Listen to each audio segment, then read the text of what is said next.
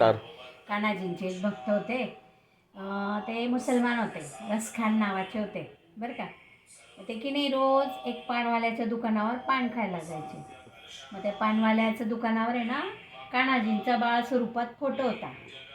हां, तर मग त्या फोटोला बघून त्यांना विचारलं त्यांनी की अरे हे कोण आहेत एवढे सुंदर गोड गोड नीलवर्णाचे घुंगराले बाल, मोरपीस लावलेले, मोरमुकुट लावलंय त्यांनी. तर मग असं विचारलं त्यांनी. तर मग त्यांनी सांगितलं हे की म्हणे आज श्याम आहे म्हणे. ते मुसलमान भक्त होते, त्यांना काही माहिती नव्हतं श्याम म्हणजे कोण, कृष्ण भगवान आहेत का असं त्यांना माहिती नव्हतं. तर मग त्यांनी सांगितलं ते रसखान होतं त्यांचं नाव.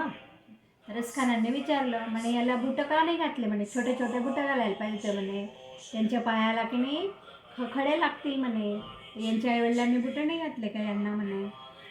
तर मग ते की नाही दुसऱ्या दिवशी आले, छोटे छोटे बुटं घेऊन आले. म्हणे हे की नाही या श्यामला द्या म्हणे हे बुटं म्हणे. तर दुकानवाल्याला त्यांनी सांगितलं. तर मग दुकानवाला आहे ना त्याच्या कामात होता, मग त्याने सांगून दिलं हा श्याम इथं नाही म्हणे, वृंदावनला आहे म्हणे असं सांगितलं. तर मग ते की नाही आपल्या झोळीत बुटं टाकून घेता आणि वृंदावनला जाता. रसखान वृंदावनला जाता. मग वृंदावनला सगळीकडे विचारता श्याम कुठे राहतो, श्याम कुठे राहतो. तर मग सगळेजण म्हणतात श्याम तर सगळीकडे आहे. मग एक जण सांगतो नाही श्याम या मंदिरात आहे म्हणे. हां, बाके बिहारींच्या मंदिरात आहेत म्हणे. मग ते की नाही बाके बिहारींच्या मंदिरात जायला निघतात. तर जातात तर मग त्यांना कोणी जाऊ देत नाही मंदिरात. मग ते की नाही बाहेर बसतात की श्याम केव्हा तरी येईल खेळत खेळत, मग आपण त्यांना बुटं घालू, मग त्यांच्या पायांना कडे टुचणार नाही असं रसखानला वाटतं. मग ते की नाही तिथे भजन म्हणतात, कहाँ मिलेंगे श्याम तुम कहाँ मिलेंगे श्याम असं म्हणतात. आणि मग बाहेरच बसलेले राहतात. मंदिरात आतमध्ये नाही, मंदिरात नाही जाऊ देत त्यांना, कारण ते बाहेर थांबा. मग बाहेरच थांबतात. मग त्यांना असं वाटतं येतील बुवा श्याम केव्हा तरी येतील खेळता खेळता बाहेर, मग आपण त्यांना बुटं घालून देऊ. मग ते तिथेच बसून राहतात.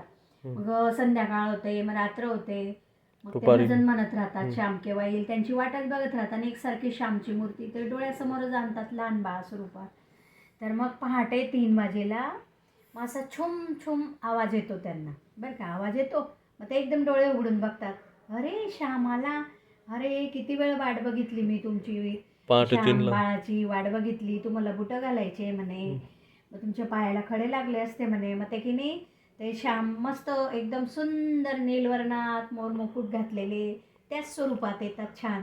मग ते की नाही त्यांच्या पायांना बुटं घालतात. ते रसखानजी बूट घालतात, त्यांना बूट घालतात. मग त्यांना की नाही स्वतः प्रत्यक्ष दर्शन देतात. त्यांच्या भक्तीमुळे स्वतः प्रत्यक्ष दर्शन देतात.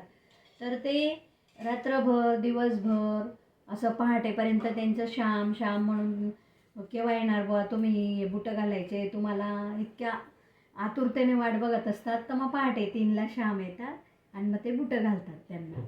अशी रसखानची भक्ती असते. झालं मग मोठं प्रकाश दिसतं एकदम एकदम त्यांना असा मस्त प्रकाश जास्त दिसतो, जास्त त्यांचं दर्शन डोळे होतं, दर्शन मग जाऊन त्यांना आशीर्वाद देतात. आशीर्वाद दिला असं करतात. म्हणजे इकडून ना जय श्यामजी श्याम असं म्हणतात वृंदावन. वृंदावनमध्ये. थँक्यू.